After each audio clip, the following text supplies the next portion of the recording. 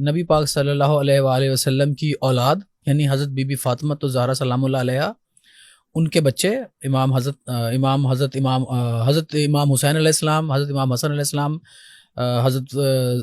زینب سلام اللہ علیہا اور مولا علی، آپ ان کو مانتے ہیں کہ یہ اہل بیت ہیں، تو نبی کی جو ازواج ہیں ان کو کیوں نہیں مانتے آپ اہل بیت؟ دیکھیں قرآن کریم میں جو آیت نازل ہوئی ہے جس میں یہ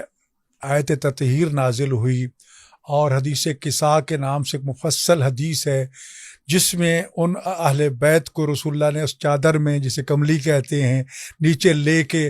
اعلان کیا تھا کہ پروردگار یہ ہے میرے اہل بیت۔ حضرت ام سلمہ رضی اللہ تعالیٰ عنہ زوجہ رسول آگے آئیں کہ یا رسول اللہ اجازت ہے کہ میں بھی چادر کے نیچے آ جاؤں، تو آپ نے ارشاد فرمایا انت علی الخیر، تم نیک ہو، پارسا ہو، سب کچھ ہو، لیکن یہ رتبہ تمہارا نہیں ہے کہ اس چادر کے نیچے آیت تطہیر کا ریفرنس کیا ہے؟ یہ سورہ احزاب کی آیت ہے، انما یرید اللہ لیذھب عنکم الرجس اہل البیت ویطہرکم تطہیرا۔ تو یہ جو آیت تطہیر نازل ہوئی حضرت زہرا سلام اللہ کے گھر میں نازل ہوئی، اور اس میں چادر کے نیچے رسول خدا صلی اللہ علیہ وسلم تھے، چادر کے نیچے امام حسن علیہ السلام آئے، چادر کے نیچے امام حسین علیہ السلام آئے، چادر کے نیچے مولا علی علیہ السلام آئے، اور پھر آخر میں جناب زہرا سلام اللہ علیہ آئیں، اور پھر آخر میں اجازت لے کے جبرائیل امین یہ خبر دینے کے لیے یہ آیت لے کر نازل ہوئے، اور پھر اجازت مانگے کیا میں بھی شامل ہو جاؤں، تو رسول اللہ نے اس کو بھی اجازت دے دی۔ اس آیت کا ترجمہ کیجئے گا ڈاکٹر صاحب؟ ترجمہ اس کا یہ ہے کہ سوائے اس کے نہیں کہ ہم نے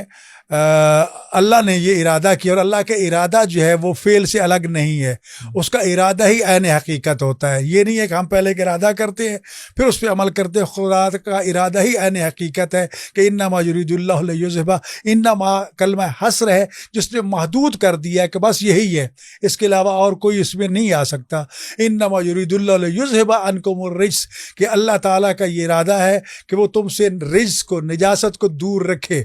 جی، یا دور کر دیا ہے۔ ہاں جی، انما یرید اللہ لیذھب عنکم الرجس اہل البیت، آگے اہل بیت کا تذکرہ کیا، ہاں جی، ویطہرکم تطہیرا، لیذھب عنکم الرجس یہ بھی بتا دیا کہ رجس کو دور، اور پھر ویطہرکم تطہیرا تمہیں اس طرح پاک کیا جس طرح پاک کرنے کا حق تھا۔ یہ آیت مجیدہ جو ہے اسی حدیث قصہ کے وقت جو ہے یہ نازل ہوئی تھی، قرآن مجید کا حصہ ہے، اور اہل بیت نبوت جو ہیں ذی القربہ بھی جن کو کہا گیا قل لا اسألکم علیہ اجرا الا المودۃ فی القربہ، سورہ شورى کی یہ آیت ہے کہ جس میں رسول خدا صلی اللہ علیہ وسلم کو خالق نے فرمایا کہ ان کو کہہ دو کہ میں اجر رسالت کے طور پر آپ سے کوئی مطالبہ نہیں کرتا سوائے اس کے کہ میرے قربہ کے ساتھ تم مودت اور محبت کرو۔ اب پوچھا گیا کہ قربہ ہیں کون؟ فرمایا ہم علی و فاطمہ والحسن والحسین، وہ علی ہے، فاطمہ حسن اور حسین ہے۔ اہل سنت کی تفاسیر بھی بھری پڑی ہیں، شیعہ کی تفاسیر ایک اور اعتراض کی طرف چلتے ہیں ڈاکٹر صاحب۔ ایک اعتراض آپ لوگوں پہ یہ ہوتا ہے کہ آپ اسپیشلی محرم میں، ویسے تو اور بھی ایام کافی آتے ہیں پورے سال میں، اسپیشلی محرم میں آپ لوگ جو اپنے آپ کو پیٹتے ہیں اور زنجیر زنی کرتے ہیں، ایک تو یہ اعتراض آتا ہے کہ اس کا اسلام سے کوئی تعلق نہیں ہے، دوسرا یہ آتا ہے اعتراض کہ اس سے نہ آپ سوسائٹی میں خوف و ہراس پھیلاتے ہیں، کیوں پیٹتے ہیں آپ اپنے آپ کو؟ دیکھیں، سب سے بات پہلی تو یہ ہے کہ سینہ زنی یا اظہار غم اس کا کوئی خاص طریقہ نہیں ہے، جی، وہ ہر ایک کی محبت اور جذبہ کا اظہار ہے۔ جہاں تک تعلق ہے غم منانا یا اس کا اظہار کرنا، تو ہمارے سامنے سب سے پہلے تو رسول خدا صلی اللہ علیہ وآلہ وسلم کا اور ازواج رسول کا عمل موجود ہے کہ میدان احد میں حضرت حمزہ سید الشہداء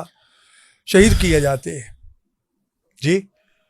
ابو سفیان کی بیوی زوجہ ہندہ جو ہے، معاویہ کی ماں جو ہے، اس نے حضرت حمزہ کا جگر چاک کیا، نکالا، اس کو چبایا، ان کی لاش کے ٹکڑے ٹکڑے کر دیے، 13 ٹکڑے کر دیے، ان کا مسئلہ کر دیا، ناک، کان، آنکھیں نکال لی، اور اس کا باقاعدہ جگر کے ٹکڑے بنا کے ہار اس کا بنایا، پرو کے گلے میں ڈالا، جی۔ اور یہ ساری صورتحال جب رسول خدا صلی اللہ علیہ وسلم نے دیکھی تو آپ نے ٹکڑے اکٹھے کر کے اوپر اپنی عبا سے چھپا دیا تھا، اور جب مدینہ کی عورتیں جو ہیں وہ اپنے مقتولوں کے غم میں ماتم اور گریہ کر رہی تھیں تو آپ نے فرمایا میرے چچا حمزہ پہ گریہ کرنے والا کوئی نہیں. تو پھر یہ ایک روش بن گئی, طریقہ بن گیا کہ عرب کی عورتیں جب بھی اپنے کسی مرحوم کے غم میں نوحہ کرتی تھی تو پہلے حضرت حمزہ سید الشہداء پہ وہ نوحہ خوانی اور وہ ماتم ہوتا تھا.